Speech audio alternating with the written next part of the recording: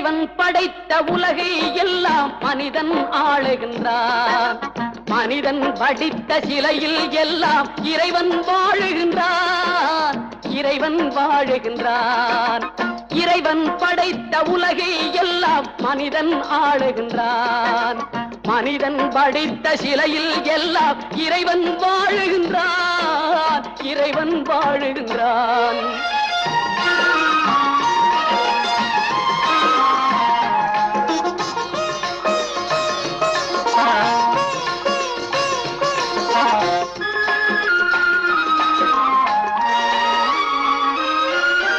உள்ளம் சொல்வதை உதடு சொல்லாமல் உண்மை பிறப்பதில்லை.